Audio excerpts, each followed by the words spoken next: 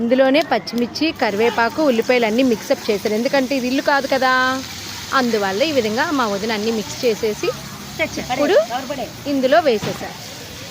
చూడండి ఎంత బాగా వేగుతుందో. అబ్బా కళ్ళు మంటల.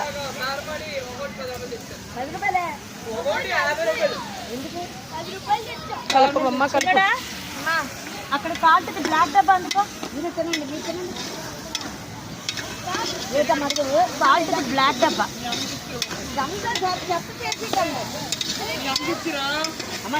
ఇవి ఒక 10 నిమిషాల వరకు వేగుతాయి.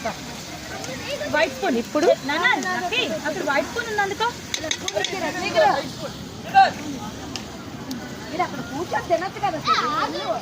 ఈలోపు ఆకలేస్తుందని మా అల్లుడు పీస్ మిఠాయి కొనిపించుకున్నాడు. చూడండి ఎంత ఇదిగా కూర్చొని రిలాక్స్డ్గా తింటున్నాడు మా వాడు. చూడండి నవ్వుతున్నాడు మా అల్లుడు.